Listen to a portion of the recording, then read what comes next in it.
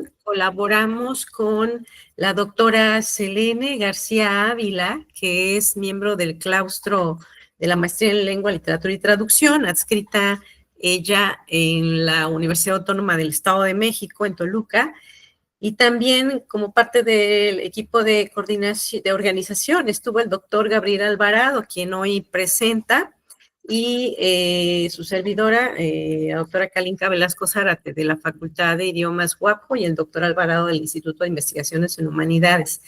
Y bueno, brevemente, antes de dejarlos con con el ponente, el doctor Alvarado, y la doctora Magali Hernández, quien va a moderar, comentarles que son 7 sesiones, ¿no? De febrero a julio vamos a estarnos reuniéndonos, y en este seminario, Traducir el mundo en la poesía, siglos XIX-XXI, pues partió de la idea de que a través de la palabra poética, los poetas se traducen a sí mismos en distintos ámbitos, espacios geográficos y épocas, en su ser y estar en el mundo. Es decir, que la poesía en sus diferentes tipos refleja tanto la experiencia y compromiso individual y consigo mismo, como con el entorno social, pues el acto creativo de escribir poesía se da dentro de un contexto sociohistórico y cultural del que forma parte el poeta.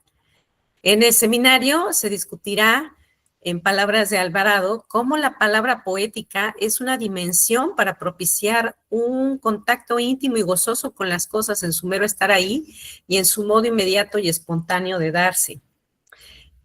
Respecto a la traducción de la poesía, en varias de las presentaciones se verá ejemplos de la poesía inscrita en la llamada literatura del mundo o la literatura postcolonial, haciendo referencia a algunas propuestas para el análisis de los textos dentro de este tipo de literatura, que son de utilidad para una mejor comprensión de las características de esta poesía, y que ayudan a los traductores a abordar la traducción y también a la crítica de la traducción. Se propone que la literatura postcolonial en sus temáticas tiende puentes entre culturas, permite también mostrar la idiosincrasia de algunas de estas, y en la lectura, interacción del lector con este tipo de poesía, surge un intercambio con el autor que puede ampliarse, donde pueden ampliarse perspectivas y propiciar entendimiento.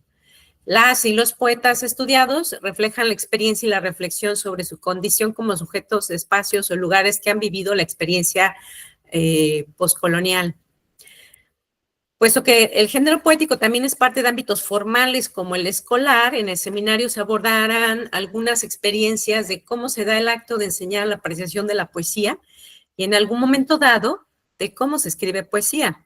Cerraremos el seminario con una sesión con la participación de 2 mujeres poetas, quienes abordan el quehacer poético de otros poetas, para proponer que la escritura de poesía y la poesía en sí pueden ser vistos como un acto de reparación. Entonces, pues agradezco a mis colegas organizadores y también a todos los que asisten, porque pues sin su presencia esto no sería posible, y a los estudiantes de la cohorte 2024-2026 de la Maestría en Lengua, Literatura y Traducción. Y dejo entonces en la sesión a la doctora Magali Hernández, también miembro del claustro de la maestría, quien va a moderar y va a hacerse cargo también ya del tiempo que esté el doctor Gabriel Alvarado con nosotros. Al final se pondrá el cuestionario de registro en el chat, y bienvenidos todas, todos, y muchas gracias. Gracias. Muchas gracias, doctora Kalinka, por esta presentación. Maestra Mónica, muchas gracias por esta apertura al seminario con el cual precisamente abre este claustro de la maestría titulado Seminario Traducir al Mundo en la Poesía, siglos XIX-XXI. Y precisamente con esta primera sesión que el doctor Gabriel Alvarado nos va a compartir algunas reflexiones en torno a su tema Octavio Paz y la palabra poética como el retorno al paraíso, se abre esta primera sesión que se ha titulado Poesía, Historia y Filosofía. Como ya explicó la doctora Kalinka, el doctor Alfonso Gasca se disculpa y el doctor Gabriel Alvarado nos estará compartiendo esta primera sesión. Para ello, si me lo permiten a todas y todos, me voy a permitir leer una breve semblanza curricular del doctor Gabriel para posteriormente cederle la palabra. El doctor Gabriel Alvarado Natali es doctor en filosofía por la UNAM. Actualmente es profesor investigador de tiempo completo, adscrito al Instituto de Investigaciones en Humanidades de la Universidad Autónoma Benito Juárez de Oaxaca. Es miembro del Sistema Nacional de Investigadores, el CONACYT, nivel 1. Ha publicado diversos artículos acerca del fundamento histórico existencial de la dirección tecnocientífica propia de la modernidad en diferentes libros y revistas especializadas. Además, ha sido autor de diversos libros, entre ellos Acotación sobre Occidente, Apocalíptica, Progreso y Globalización, de la editorial Guapo en el año 2016, así como del libro Técnica y Desmundización sobre las raíces metafísicas de la técnica moderna. Esta es de editorial Quinto Sol del año 2020. Ha sido también coordinador de muchos libros, entre ellos La modernidad como laberinto, visiones y subversiones, de la UNAM en el año 2021, y contribuye a la línea de generación y aplicación del conocimiento, literaturas y otras disciplinas. El doctor, como ya se mencionó, es especialista en esta parte, y el doctor nos va ahorita a compartir el tema Octavio Paz y la palabra poética como el eterno retorno al paraíso. Doctor Gabriel Alvarado tiene la palabra, tiene 35 minutos de participación. Posteriormente daremos un apartado para que puedan intercambiar algunos comentarios y preguntas, todas las presentes y los presentes en esta primera sesión. Adelante, doctor. Bueno, pues buenas tardes, es un gran gusto estar aquí con ustedes. Pues en primer lugar doy las gracias a la doctora Kalinka y a la maestra Mónica por esta invitación. Y bueno, sí, voy a introducir el tema acerca de la comprensión que tiene Octavio Paz en torno a la experiencia poética y a lo propio de la palabra poética. Quiero decirles que aquí la señal en Vista Hermosa, ETLA, es un poco mala, entonces sé que me conviene cerrar la cámara para evitar que se congele o que deje de escucharlos. Entonces voy a hacer eso y sin más preámbulos comienzo. Bueno, entonces, como decía, se trata de preguntar por lo propio de la palabra poética, esclareciendo lo propio de la experiencia poética desde el pensamiento de Octavio Paz en el monogramático. Nos vamos a concentrar en esta obra, aunque voy a hacer referencia a un sinnúmero de obras y también a varias, digamos, entrevistas que aportan mucha claridad al tema en cuestión.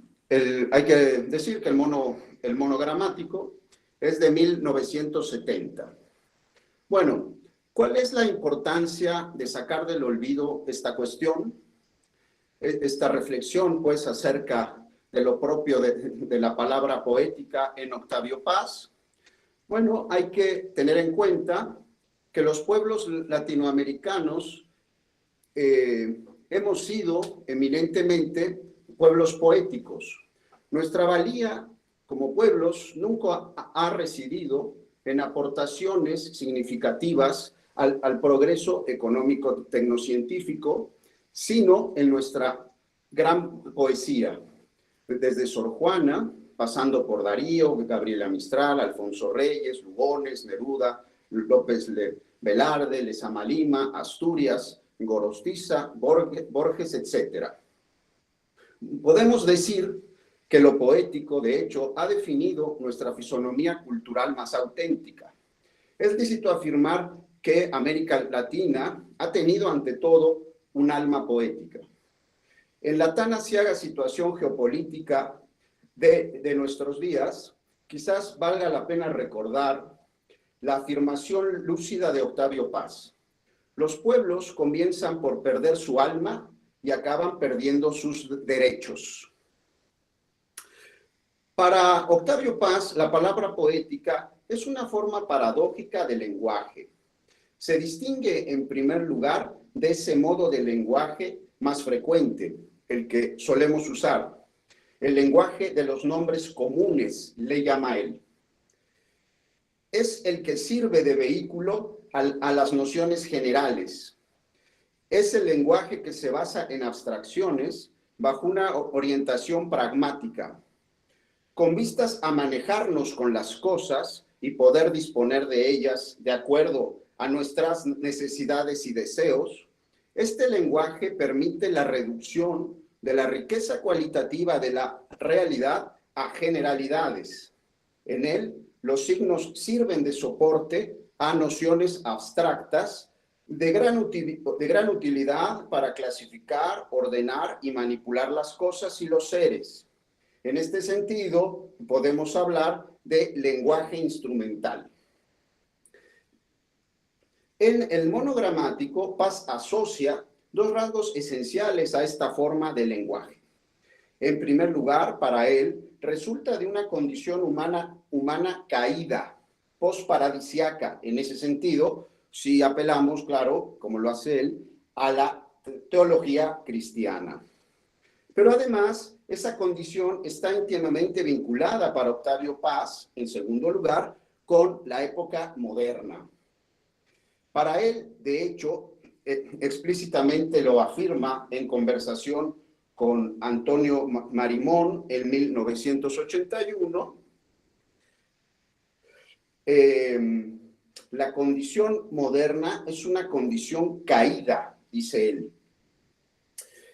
Aquí hay que recordar que justamente uno de las grandes aportaciones de Octavio Paz es justamente su lúcida crítica de la, digamos, modernidad, de la época moderna, de sus condiciones, de sus supuestos, ¿no? Yo creo que es uno de los grandes pensadores latinoamericanos y en general de lengua española que alcanzó una reflexión muy penetrante en torno a esta cuestión, coincidiendo con varios filósofos y también poetas europeos, ¿no? Como, bueno, varios alemanes, franceses, en fin. Aquí quiero mencionar también por lo menos 3 obras fundamentales en relación con la crítica que elabora Paz a la época moderna, desde su primer ensayo, Poesía de soledad y Poesía de comunión, del 43. Hay que recordar también Conjunciones y disyunciones, del 69. Y claro, otro ensayo muy importante es La nueva analogía, Poesía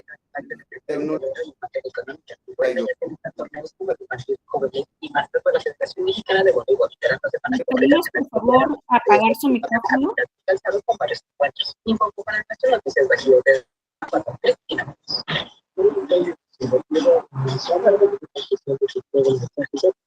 Ruido ahí extraño. Bueno, en fin, decía, recomiendo leer las entrevistas que son diversas, que abarcan varias décadas, del tomo 8 de su obra completa. Bueno, ahora, retomando el hilo del planteamiento, para Paz, la ratio moderna, en su afán de dominio, lleva a su extremo la separación entre hombre y mundo, entre las palabras y las cosas. Hay que recordar que etimológicamente abstracción significa separación. En este sentido, sugiere Paz que el lenguaje instrumental, el de la ratio moderna, es número y medida, pero no en el sentido pitagórico, sino cartesiano. Implica la reducción de las cosas a esos aspectos de las mismas que las vuelven disponibles, utilizables, dominables. La modernidad, en este sentido, es la época en la que el lenguaje instrumental se vuelve totalitario. Entraña el auge de los lenguajes abstractos cuantitativos, como el de la física matemática, como el de la economía y también el de la informática, tan en boga hoy.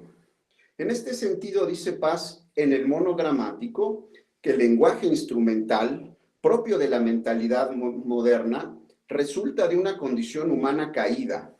Cito, el lenguaje es la condición o la causa de nuestro destierro del universo. Significa la distancia entre las cosas y nosotros. Entraña, pues, la pérdida del mundo. El ser humano, en su afirmación pragmática frente a la realidad, se cierra en sí mismo y queda ciego para el mundo. Cae en eso que llamó María Zambrano ensimismamiento torcido. Paz hablará de soledad cósmica.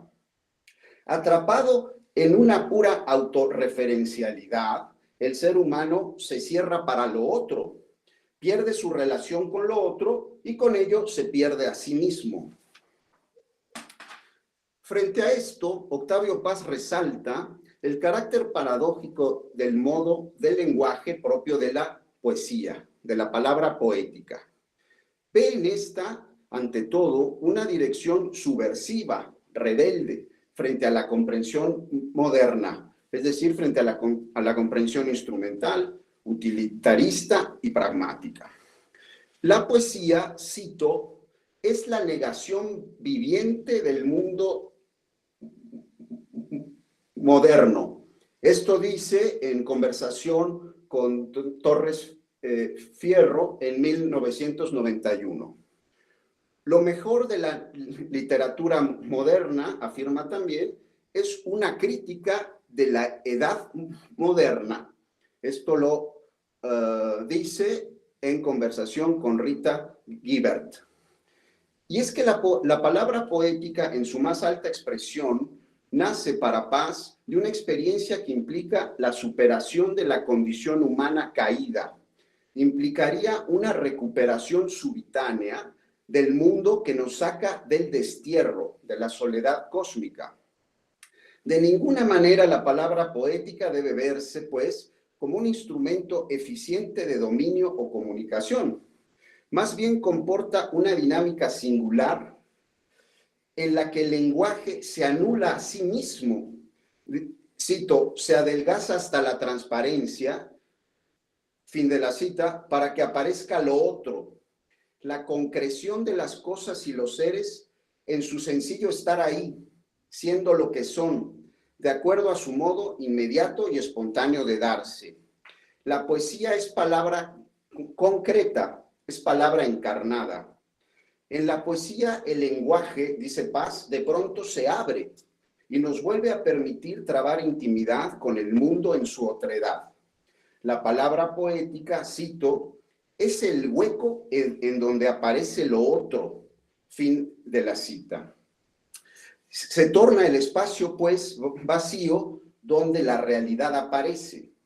En este sentido, afirma Octavio Paz en Postdata, que la palabra poética constituye, cito, un sistema de transparencias para provocar la aparición de la realidad.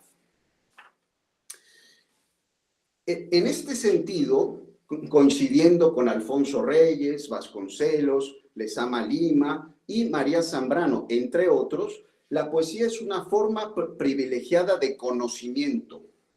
Es una visión del ser, dice Paz, evocando a Heidegger. Según Paz, dos aspectos esenciales determinan esta forma de conocimiento. La palabra poética tiene que ver con el aparecer, con la presencia y las presencias. La palabra poética en este sentido nos abre, cito, el despliegue de las presencias en el tiempo, fin de la cita. Nos descubre otra vez a las cosas en la concreción de su estar ahí, de su estar presentes. Pero concreción implica la puesta en juego de la sensibilidad. La poesía nos devuelve la capacidad de sentir el mundo, de verlo, de oírlo, gustarlo, de acariciarlo. En este sentido, es palabra encarnada. Así, la experiencia poética es estética, en el sentido propio de estético. Y entonces hay que entender al conocimiento poético como un conocimiento estético, un conocimiento inseparable de la sensibilidad y por lo tanto sensorial, sensual y sentimental. Solo de esta manera puede la poesía hacer justicia a la prodigiosa riqueza cualitativa de la realidad. Es, dice Paz, o implica la poesía lo siguiente: delicia de los ojos, derrota del entendimiento, ¿no? Claro, aquí en entendimiento hay que pensarlo desde el punto de vista racionalista cartesiano, ¿no? O sea, es un conocimiento gozoso del mundo en su aparecer sensible que justamente, dice Paz, derrota al entendimiento en el sentido de esta racionalidad cuantitativa, abstracta, impulsada por fines pragmáticos. Bueno, además, es un conocimiento que no se basa en la afirmación de la identidad del hombre como sujeto y tampoco entonces como sujetador de la realidad, sino más bien este conocimiento se basa en la posibilidad del ser humano de abrirse y de dar cabida, de adelgazarse él mismo hasta la transparencia, hasta la anulación de sí, para llegar a ser, dice Paz, la hendidura donde la realidad aparece en su irreductible alteridad. De hecho, por eso afirma Paz que la poesía brota de una fascinación por la vertiente no humana del universo. Esto, claro, tiene que ver con la relación fundamental para Octavio Paz, pero también para Vasconcelos, Zambrano, Reyes. Insisto, esta relación entre poesía y otredad. Bueno, así, el poeta, dice Paz, no es el que habla, sino el que deja que algo hable. Cito, no es el que hace, sino el que deja que se haga. Esto lo dice en conversación con Julián Ríos en 1973.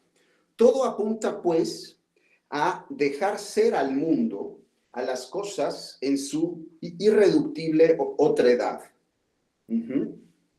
Esto quiere decir, para Paz también, que la experiencia poética conlleva una relación esencial con la vieja contemplación, con ese modo de conocimiento que fue fundamental, ¿no? Durante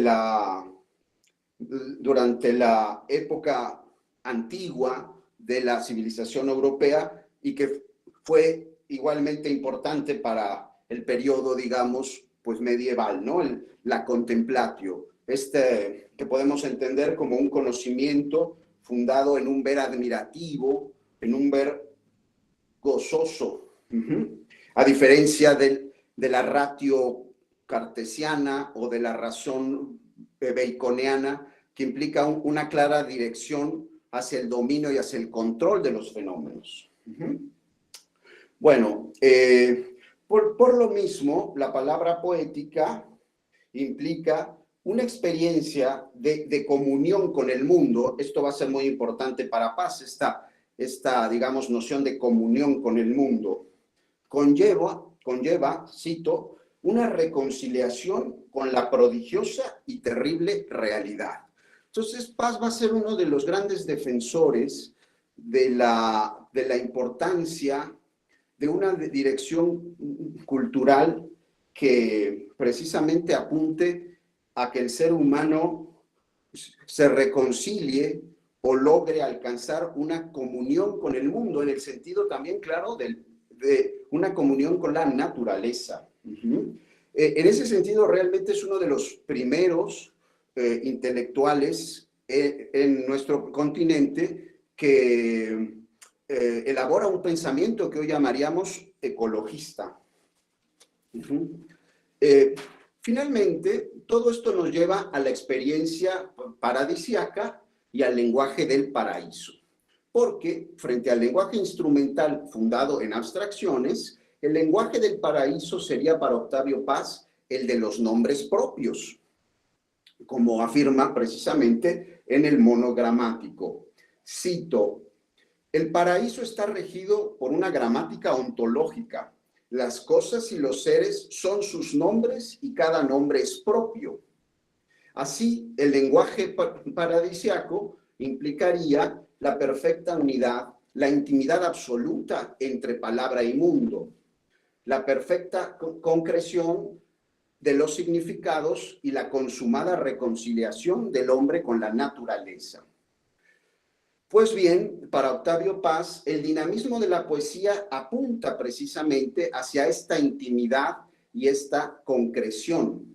Se trata de un dinamismo a través del cual se quiere hacer justicia a la extraordinaria riqueza cualitativa de lo real. En este sentido, la poesía quiere volver al mundo de los nombres propios, dice Octavio Paz, en el monogramático. Quiere la reconversión del lenguaje en mundo, ¿no? Quiere justamente sobrepasar esta escisión que para Paz se abre de manera radicalmente tajante, precisamente con la época moderna. Y entonces hay un pasaje en el monogramático, en el capítulo 18, que de alguna manera resume esta singularidad de la palabra poética, según Paz, en su dinamismo esencial. Dice Paz lo siguiente aquí en el monogramático. Dice: la crítica del paraíso se llama lenguaje, abolición de los nombres propios. La crítica del lenguaje se llama poesía. Los nombres se adelgazan hasta la transparencia, la evaporación.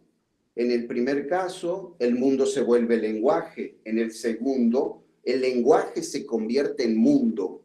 Entonces, hay en el pensamiento de Paz, como lo hubo en los planteamientos de varios poetas filósofos y de varios filósofos poetas importantes de la primera mitad del siglo XX, este interés por recuperar el mundo, por recuperar nuestra experiencia viva y directa del mundo, que para ellos se fue desdibujando desde el auge de la racionalidad moderna. En esto coincide Paz, y de hecho procede Paz, por ejemplo, en varias de sus ideas, de lo que nos dice, digamos, Vasconcelos, ¿no? En sus obras, este filósofo poeta oaxaqueño, que deja una huella muy importante en varios intelectuales y señaladamente en Octavio Paz. Bueno, ahora, justamente esta comprensión de la poesía como una palabra que lleva el impulso hacia la comunión paradisíaca con las cosas, implica esto, en última instancia, implica en la palabra poética una aspiración a lograr la más alta reconciliación del ser humano con el mundo y la naturaleza, desde la vislumbre precisamente de lo paradisíaco. En esto se apoya el simbolismo paziano del jardín, tan relevante en su obra. Recordemos que Paz es un gran poeta de los árboles, y en ese mismo sentido es un gran poeta del jardín. Algunos, creo yo, estoy de acuerdo con esto, algunos de sus mejores poemas de alguna manera son una celebración del árbol y de esos jardines que él conoce, en los que él vive, de hecho, en su experiencia en la India y en México desde niño. Bueno, frente al destierro humano del universo, frente a la soledad cósmica de la que nos habla Paz, la experiencia del jardín representa para él nuestra reconciliación aunque sea parcial y provisional, dice Paz, con la totalidad cósmica. Bueno, concluyendo, voy hacia la conclusión. Creo que vale la pena reflexionar sobre lo siguiente. Ciertamente, los pueblos latinoamericanos no hemos colaborado demasiado en la historia del progreso económico tecnocientífico, pero en nuestros días, en los que la historia del progreso vuelve a prefigurarse en el horizonte como una marcha imparable, barbárica, hacia la autodestrucción, quizás valga la pena detenernos y repensar las cosas. Quizá lo que los tiempos nos piden sea recuperar la memoria y revivificar nuestra inveterada alma poética. ¿Acaso hoy sean más necesarios, en verdad, los poetas que los técnicos en informática? ¿Acaso lo que hace falta es más poesía y menos información? Con esto acabo. Derek Walcott, el poeta antillano, premio Nobel de 1992, escribió: el destino de la poesía es enamorarse del mundo, pese a la historia. Estas palabras resuenan íntimamente con lo que decía Octavio Paz, ese mexicano enamorado del mundo, en 1973. Decía Paz: la poesía muestra al mundo y así lo exalta, aún ante el horror. El mundo, por el solo hecho de ser, es maravilloso. La literatura es una celebración de la realidad. Esto, con esta última reflexión, concluyo. Yo creo que nos debe hacer pensar también en si existe acaso una relación, una vinculación entre nuestra actual absorción en la infoesfera y el sensible declive de la poesía en nuestras sociedades. Nos parece encontrar este fenómeno de que la poesía va teniendo un lugar cada vez más marginal. Quizás esto tiene que ver justamente con el hecho de que nuestra dependencia de la infoesfera trae consigo un acentuamiento de la incapacidad humana de sentir el mundo con densidad de presencia.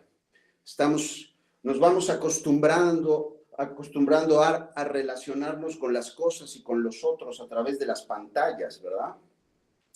Esto me parece muy grave porque justamente podría significar la pérdida de una dimensión esencial de nuestro ser cultural como latinoamericanos. Y esto, claro, ante la galopante neocolonización de la civilización estadounidense, ¿no? Esta nueva colonización que es ejercida incesantemente sobre nosotros, precisamente a través de la infoesfera. Con esto, finalmente, ahora sí acabo. Vale la pena tener muy presentes lo que decía Paz. La pérdida del alma de un pueblo trae consigo después la pérdida de sus derechos. Pues muchas gracias. Esto es lo que traía para decirles y transmitirles. Muchas gracias a usted, doctor Gabriel, por estas reflexiones sumamente interesantes y sobre todo cobran sentido ahora en este mundo de la virtualidad, como precisamente usted mencionaba que estamos viviendo, esta importancia de la palabra hablada, de la palabra sentida y de la presencia, ¿no? De vivir el mundo, estar en el mundo a través de la presencia y esta función tan importante que cobra la poesía en el mundo actual, ¿no? De este versus racionalidad cuantitativa a este lenguaje poético. Sumamente importante esta última frase que menciona usted, que alude a Octavio Paz, un pueblo que pierde su alma, ¿no? Su palabra es un pueblo que pierde sus derechos, ¿no? Creo que da mucho para reflexionar sobre la importancia de la palabra poética y lo que nos invita precisamente a reflexionar todo este mundo de la poesía. Sin más, doctor, si nos los permite, para abrir este nutrido diálogo que yo creo que se va a formar ahorita a través de todas y todos los que ahorita están presentes, voy a abrir un espacio para preguntas, comentarios que quieran vertir en torno a estas reflexiones importantes e interesantes que nos acaba de compartir el doctor Gabriel Alvarado. Pueden prender su micrófono o pueden hacer preguntas en el chat, como ustedes consideren importante hacerlo y como se disponga también de la parte tecnológica. Adelante.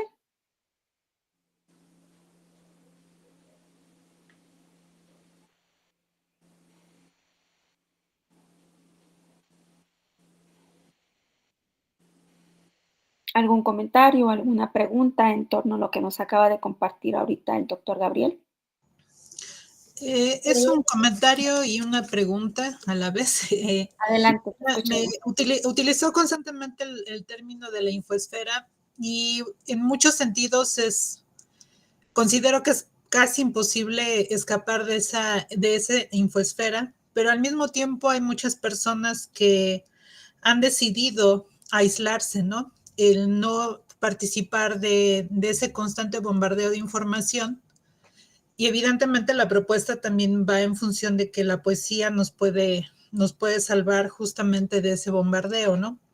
Sin embargo, ¿cómo mantenernos, por así decirlo, en equilibrio, ¿no? Porque no podemos aislarnos del mundo, porque estamos en el mundo, pero al mismo tiempo, ¿de qué manera es que podemos salvar nuestro ser sin necesariamente caer en las garras que tiende esa infoesfera, ¿no? Esa sería mi pregunta. Claro, pues muy lúcida la cuestión, justamente. Creo que nos hallamos todos en esa encrucijada. Creo que lo primero y fundamental es darnos cuenta de los riesgos, del peligro que implica entregarnos de lleno a una vida absolutamente dependiente de las pantallas, de las plataformas. Creo que eso es muy importante que lo tengamos en cuenta y que además lo podamos transmitir a los jóvenes, a los hijos, a los niños. Basta simplemente tener en cuenta el hecho de que, Google Maps aceptó cambiar el nombre del Golfo de México al Golfo de América. O sea, eso significa algo muy grave. Y sin embargo, no, como bien decías, no podemos dejar de usar las plataformas porque incluso en un nivel institucional nos hemos hecho dependientes de ellas, ¿no? Cuando se señalaba no podemos vivir aislados del mundo, pero pese a eso tenemos que hacer los esfuerzos para salvar nuestro ser. Es curioso porque nos hemos acostumbrado justo a usar la palabra mundo, remitiéndonos al ámbito de la sociedad informacional, ¿no? Para nosotros el mundo es aquello que se abre cada vez que prendemos la pantalla y entramos en la infoesfera. Eso ya muestra claramente una suerte de digamos, degradación de la semántica de las palabras esenciales, porque mundo en buen español, pues ante todo y en primer lugar, nombra al cosmos, nombra a la naturaleza, nombra a esa realidad viva, a ese horizonte de las presencias, del cual nos vamos alejando cada vez más, confundiendo lo real con justamente lo virtual. Pero sin duda la cuestión no es sencilla, no es para nada sencilla. Creo que cuando menos distinguir que existe una dimensión fundamental de nuestro ser cultural, que justamente tiene que ver con el arte, con el pensamiento, con la palabra poética también en ese sentido, y que escapa necesariamente a este horizonte calculativo y abstracto de las pantallas. Creo que eso es lo primero que debemos tener en cuenta, y eso exige la memoria, justamente. Un pueblo que sigue en contacto con sus poetas es un pueblo que no ha perdido la, digamos, memoria, creo yo. Hay un sinnúmero de voces, y yo incluyo entre ellas a la de Vasconcelos, que hemos dejado de escuchar. De hecho, Paz es una voz que raramente se nombra, ¿no? Hoy en día. Y creo que es muy importante frente a este asunto, como bien decías, para no perder nuestro ser. Es esencial que la memoria esencial de nuestro pueblo, la memoria, digamos, definitoria realmente de nuestra fisonomía cultural, no se nos escape. Entonces yo iría por ahí. Eso podría responder a esta excelente cuestión, ¿no? De qué hacer entonces, cómo conjugar esta hipermodernidad, digamos, avasallante, y el esfuerzo por mantener vivas nuestras tradiciones y nuestra idiosincrasia cultural como mexicanos y como latinoamericanos. Sí.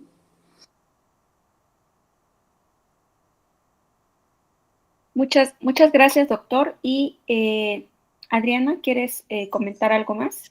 Sí, es que no pude evitar pensar que la referencia que se ha mencionado es Vasconcelos, porque aunque no soy experta en el área, pero en políticas lingüísticas, la política de Vasconcelos que impulsó en México, principalmente con la formación de la Secretaría de Educación Pública, fue en detrimento de nuestras lenguas originarias y en búsqueda de la homogenización y de impulsar esta idea de ciudadanía mexicana, vino a dar, pues de manera negativa, a afectar las lenguas originarias, ¿no?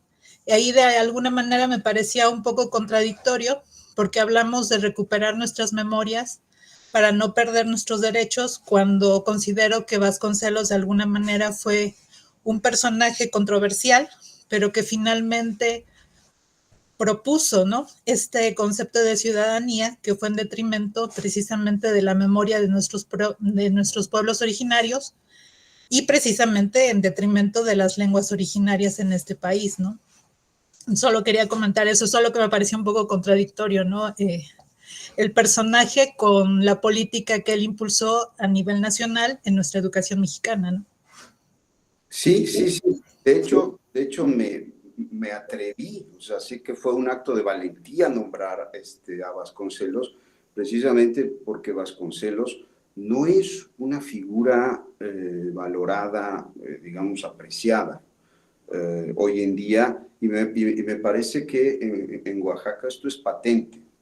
En parte sí por los errores y por la reducción que hizo, digamos, Vasconcelos de aspectos esenciales. Sin embargo, Vasconcelos es muy lúcido en lo que respecta a entender que la cultura, digamos, latinoamericana es una cultura que tiene una base fundamental en el arte y en la poesía.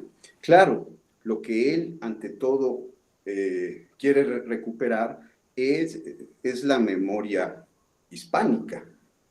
El hecho de que haya, en todo caso, elaborado una política como la que tú señalas, pues sí, es un asunto que vuelve a Vasconcelos una figura controversial y que habría que justamente que criticar.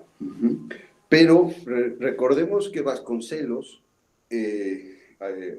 surgió en su tiempo como el filósofo de la revolución, que tuvo un vínculo muy fecundo con los zapatistas, no con Zapata, con los zapatistas.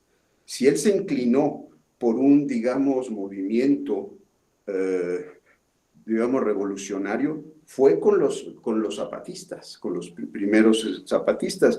Y además hay que tener en cuenta que Vasconcelos, dentro de los méritos que lo acompañan, tiene el hecho de que su pensamiento está cimentado en una crítica radical del positivismo. Es decir, justo de ese racionalismo reductor que hoy domina de la manera más implacable. Entonces, yo estoy de acuerdo, Vasconcelos es una figura que habría que, digamos, pues revisar, pero no cabe duda, creo yo, que tiene una vertiente fundamental que puede, digamos, nutrir hoy nuestro esfuerzo por reconocernos otra vez desde nuestra cultura más propia.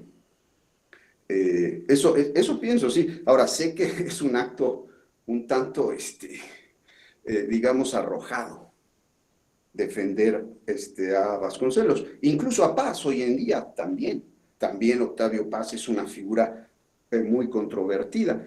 Yo lo que lamento es que el hecho de, entonces, digamos, rechazar de un plumazo estas voces, signifique en el fondo, sí, un incurrir en aquello que conviene a ciertos intereses que de ninguna manera favorecen nuestro florecimiento cultural. Eso es lo que temo. Esta satanización, por ejemplo, de Paz, yo creo que responde a una, digamos, estrategia que no es favorable para nuestra cultura. Esa es mi opinión. Gracias. Al contrario, muchas gracias. Su micrófono está apagado, maestra Magali, o doctora Magali. Perdón, muchas gracias. No sé, le cedo la palabra no sé si es la maestra Mónica o la doctora Kalinka. La doctora Kalinka. Adelante, doctora Kalinka, y posteriormente le cedemos la palabra a Guadalupe Obregón. Gracias, doctora. Adelante. Y creo que está también Marco Antonio Mariano. Bueno, yo nada más brevemente, yo debo confesar, soy poca conocedora de Octavio Paz, pocos poemas y ensayos de él he leído, pero sobre la traducción, me llamó la atención la idea de que puede adelgazarse el lenguaje de manera que permita ver hacia lo otro, la otredad, ¿no?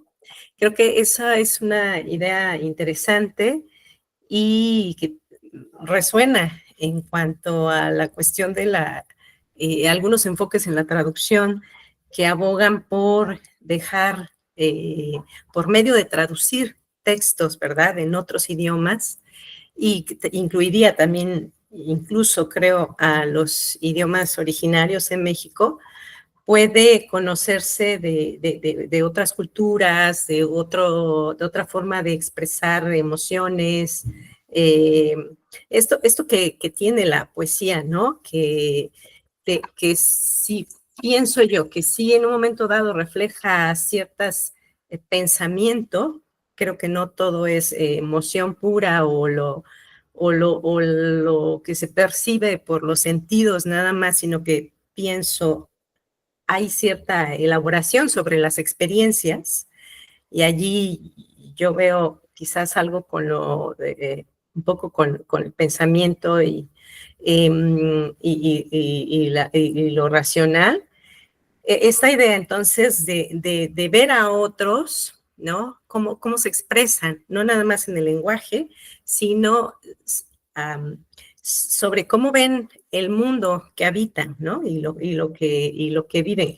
Creo que esa idea me pareció interesante, vuelvo a decir, y también, ¿no? Porque en la traducción se aboga porque a una traducción que permita ver esas cosas específicas en otras, que pueda haber en los idiomas, algún indicio de algo que es distinto al mundo al que pertenece el lector, ¿no? Entonces me parece interesante esa parte. Claro, claro, claro. Esta relación con la otredad en sentido amplio es lo otro, pero también son los otros, ¿no? Es decir, ganar oído para poder escuchar la voz de otros pueblos, la voz de otros horizontes culturales, pues es clave, ¿no? En el ejercicio de la traducción, precisamente. De alguna manera ahí la proyección de los propios criterios culturales debe, pues, digamos, adelgazarse lo más posible, ¿verdad? Para que la otra voz realmente resuene en la lengua propia. Entonces, sí, en el ejercicio de la traducción, me parece, como bien lo señala usted, doctora Kalinka, hay el esfuerzo fundamental de vincularse con lo otro en el sentido de los otros. Claro, sí. Bueno, Paz pues, fue también una figura que estuvo muy cerca del ejercicio, pues, de la traducción, ¿no? Bueno, sobre todo por digamos, este horizonte lingüístico que como políglota se le abría, ¿no? En fin, sí. Muchas gracias, doctora Kalinka, por su intervención y cedemos la palabra a Guadalupe Obregón. Hola, buenas tardes. Solo quería comentar sobre algo que me hizo reflexionar. Al principio, bueno, hace un momento cuando mencionábamos la tecnología, lo enlacé un poco con lo que se comentó al principio, que mencionó el doctor, que a veces el ser humano se ensimisma en sí mismo, pierde su relación con lo otro y entonces se pierde. Y no sé, para mí lo conecté con lo que comentaba Adriana sobre la tecnología y la cantidad de información que consumimos en la actualidad. Y no sé si ustedes consideren también que quizá el uso y abuso de las redes sociales favorezca un poquito esta desconexión con los otros, nos haga sentir un poco perdidos y sea alguna de las razones por las que en la actualidad se enfrenta a una crisis de salud mental. Y si por este motivo ustedes consideran que las medidas que algunos países han tomado, como Australia, de restringir las redes sociales para los menores pueda favorecer el desarrollo de más expresión artística que nos permita volver a conectar un poco. Sí, claro, muy importante. Finalmente creo que uno de los desafíos fundamentales que se nos plantean hoy, pues es ¿no? De ir ganando conciencia crítica en relación con el impacto de la tecnología hipermoderna de nuestros días. Quizás hubo un momento hace décadas, o incluso en el contexto de la pandemia, ¿no? En el que la tecnología informática nos apareció como un medio extraordinario de, digamos, liberación incluso, de comunicación, liberación, información, pero creo que estamos a la altura de unos tiempos en los que lo que se nos exige es ir ganando distancia crítica en relación con esto. Y justo, pues hay varios países hoy en el mundo que no solo han ahondado en su conciencia crítica, sino que además ya están tomando, digamos, medidas defensivas. Ver a la tecnología simplemente como un medio positivo que está ahí para que cada uno lo use como se le antoje, y siempre con resultados, pues digamos, benignos, es un error. Tenemos que tener mucho cuidado con esto. Simplemente hay que tener en cuenta, por ejemplo, imagínense el alcance muchísimo más limitado de la televisión, ¿no? Y lo que ésta a través de Televisa pudo hacer con el mexicano, ¿no?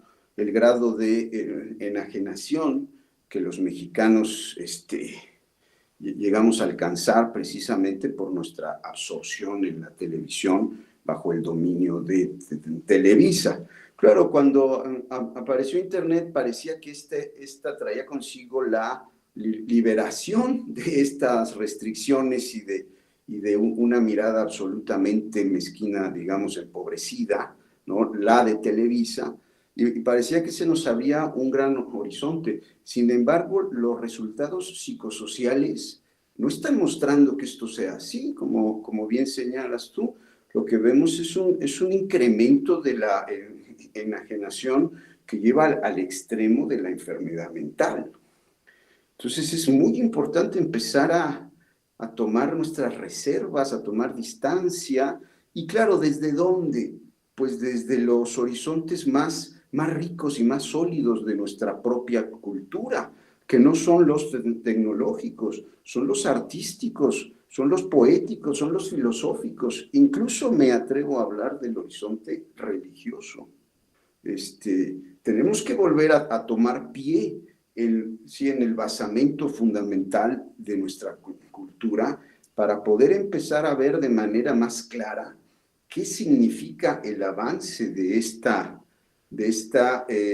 infoesfera que tanto está haciendo en la memoria latinoamericana y que tanto daño puede hacer a los individuos que se acercan a ellos sin criterio alguno. Ese es el gran problema, sin criterio alguno. Al contrario, los criterios se forman a través de la infoesfera, de los youtubers, etcétera, de los influencers, y tenemos que usar estas horribles palabras en inglés.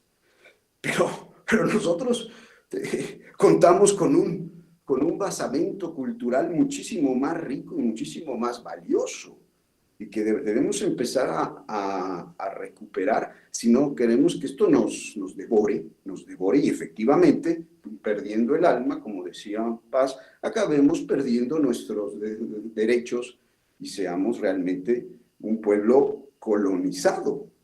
Ahora, sí, no por los españoles, ¿no? Sino por otras fuerzas y otras direcciones civilizatorias, claro, muy relacionadas con la civilización actual de Norteamérica. Muy bien, doctor. Muchísimas gracias. Interesantes reflexiones. Dante también tiene una pregunta. Adelante, Dante, te escuchamos. Sí, buenas noches. Con las cuestiones que se han tratado a lo largo, bueno, de las preguntas y respuestas, me parece importante también que la relevancia de las IAs, o más bien con el crecimiento o desarrollo de las IAs, hay como un alejamiento de la casa del ser, ¿no? Además de que elementos como la imaginación, la creatividad, cosas como ya se mencionaron, como la religión, el ser humano contiene o se da como una iniciativa a que pierda este contacto con el mismo espíritu, ¿no? Entonces, me parece también muy curioso que se hablara un poquito de esto, por lo mismo de que hay un alejamiento de todas estas cosas que a su vez no permiten como el diálogo con la poesía o que se siga continuando, sino que hay un alejamiento que va creciendo constantemente con todos estos elementos, ¿no? Claro, sí. Sí, estoy de acuerdo. Qué interesante, ¿no? Hablar de diálogo con la poesía. Es una formulación, me parece, realmente muy atinada, porque donde hay diálogo, entonces hay la capacidad de escucha, hay la capacidad también de respuesta, ¿no? Entonces hay un juego a donde no solamente se recibe un mensaje llamado información, ya totalmente masticado, por expresarlo así, y que simplemente se pretende acumular en dispositivos sin ninguna conexión real con uno mismo. Donde hay diálogo, no, donde hay diálogo se da una experiencia muy diferente. Y justamente lo que la poesía nos pide y lo que la, digamos, literatura nos pide en general, pues es el diálogo. Es decir, tenemos que recuperar nuestra capacidad de escucha. Y es escucha de los otros, claro, pero también es escucha de la lengua misma, de las palabras, de lo que las palabras dicen y pueden decir. Jamás se había escrito tanto, porque vivimos mandando mensajes, escribiendo correos, pero se trata, fíjense, realmente de un lenguaje totalmente empobrecido, casi deshecho, ¿no? Donde se muestra ya nuestra total falta de sensibilidad para las palabras. Ajá. Entonces sí, me convence mucho esta formulación de diálogo con la poesía y la experiencia que de ello resulta.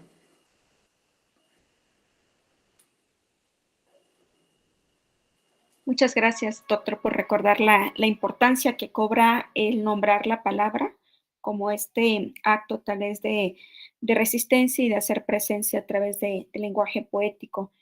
Marco Antonio, te escuchamos. Gracias, Dante, por tu comentario y pregunta. Hola, buenas tardes a todas, todos. A mí me gustó mucho cómo abordó el tema de esta, con el texto del monogramático, porque me parece, ¿no?, que en el título también hay una implicación a retomar la voz primigenia, ¿no?, que nos hacía sensibilizar nuestra humanidad o nuestra realidad. Justo también, ahorita que usted hablaba sobre los poemas de paz, sobre el jardín y sobre las plantas, y como que esto nos presenta otra vez, ¿no?, esa cualidad que pues tenemos los seres humanos cuando nos acercamos a la contemplación, crear este diálogo a través de la poesía, ¿no? Mi pregunta pues también viene en cuanto a lo que se ha comentado sobre la infosfera y nuestra realidad actual, nuestra realidad que vivimos con los dispositivos y internet y todo, las IAs y todo esto. Mi pregunta sería más como, usted, ¿cuáles piensa que son los poetas que actualmente nos están regresando esa oportunidad de diálogo con la realidad fuera de esta conexión, ¿no?, casi de todo el tiempo que tenemos, ¿no?, con la tecnología? Entonces, esa sería mi pregunta. Pienso ahorita también que mencionaba otra compañera sobre esta situación de Vasconcelos y las lenguas, y pues sigue el gran lenguicidio que hubo en ese tiempo.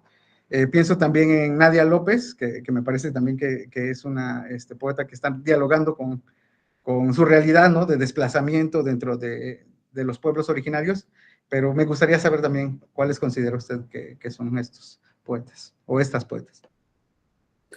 Bueno, pues yo básicamente, esto es así, yo me he dedicado más a zambullirme en la poesía del siglo XX, sobre todo de la primera mitad del siglo XX. Justamente me interesa mucho conocer la poesía actual y además la poesía que se está haciendo en Oaxaca, justamente con esta intención de pues propiciar, ¿no?, una mirada actual que vaya más hondo en relación con lo humano. Entonces, más bien ahí confieso que yo debería aprender de ustedes. Por eso estoy muy interesado en participar, ¿no?, con ustedes en esta, digamos, maestría. Aunque sí, por ejemplo, conozco algo de la obra de Clío Mendoza, ¿no? Y la textura poética de su obra. Pero sobre todo me considero en ese sentido un aprendiz, o sea, que deseo más bien escuchar, justo, escuchar y aprender. Así es. Gracias, doctor. Muchas gracias, doctor, y muy simbólico la forma en cómo cerraremos esta primera sesión del seminario, escuchar y aprender, ¿no? Creo que es una constante de aprendizaje, es una premisa que podríamos utilizar en cualquier ámbito de nuestras vidas, en las facetas de ser estudiantes y estudiantes, ¿no?, de la vida en general. Doctor Gabriel, muchísimas gracias por estas aportaciones, por las reflexiones que acaba de compartir con todas y todos nosotros que estamos participando en esta primera sesión del seminario Traducir al Mundo en la Poesía, siglo XIX, siglo XXI, y esta primera sesión que usted inaugura con la denominación Octavio Paz y la palabra poética como el retorno al paraíso. Les agradecemos a nombre de este seminario que está organizando la maestría en lengua y literatura, precisamente para ustedes como estudiantes y para el público en general. Les cedo la palabra a la doctora Kalinka o a la maestra Mónica para que puedan cerrar este primer seminario. Muchas gracias a todas y todos y que tengan buena tarde. Doctor Gabriel Alvarado, muchísimas gracias por estas interesantes reflexiones que acaba de aportarnos. Muchas gracias. Gracias.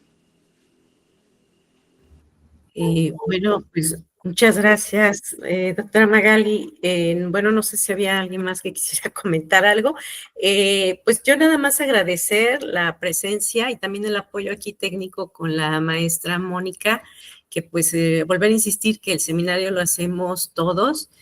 Y pues ya nos dejó aquí un poquito de tarea pendiente. Yo no sé por qué pensé en Javier Villaurrutia o Jorge Cuesta o el mismo Alfonso Reyes, pero ¿quiénes son esos poetas en la primera mitad del siglo XX? Gorostiza y bueno, ¿quiénes más, no? Creo que está la invitación. Ya se hicieron preguntas aquí para reflexionar, algunos puntos para pensar más y también conocer a poetas. Entonces, si no hay más comentarios, vamos a dejar el link de asistencia, el registro de la asistencia, y nuevamente una disculpa por la, la cancelación de la primera presentación. Se disculpó el doctor Alfonso Gasga, ojalá más adelante podamos reprogramarlo, valdría también mucho la pena, pero ya está el link aquí en el chat y no sé si también nos pudieran regalar una apertura de su cámara para poder tomar una impresión de pantalla con ustedes, los asistentes. Lo necesitamos, ya está en el chat el link de asistencia, allí pueden registrar su asistencia, por favor, pero también nos ayudaría si ustedes abren sus pantallas. Nada más veo a una sola persona, a lo mejor es la configuración, no está en mosaico. ¿Por qué no? Yo sí lo veo en mosaico, doctora. Puedo ver.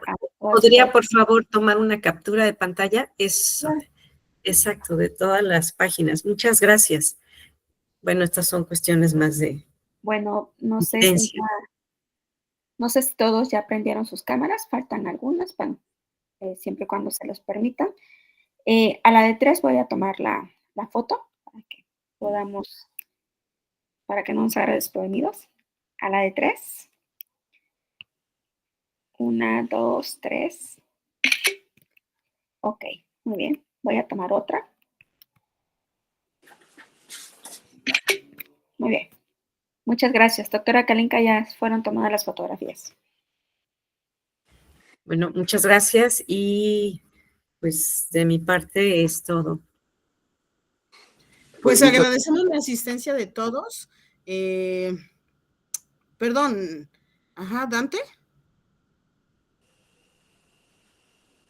No, no hablé. Disculpe. Ok. Bueno, pues muchísimas gracias. Bueno, Fabiola, estoy viendo que levantó la mano.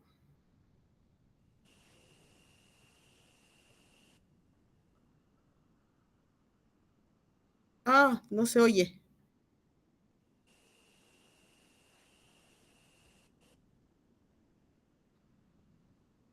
Todo bien, maestra, todo bien.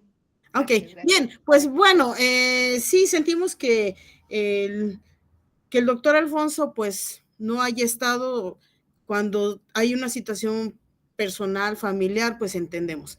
Entonces, bueno, pues damos término a esta primera sesión, agradecemos mucho su presencia y esperamos que dentro de un mes podamos contar también con la presencia, con su presencia en la segunda sesión. Entonces, queda grabado, se va a subir al canal de YouTube para que pues en algún momento si sienten algún interés de volver a recordar algo o tomar alguna nota, o sí, ya estará ahí. Entonces, agradecemos mucho, gracias también por estar, por contestar el cuestionario y sería todo por el momento. Muchísimas gracias.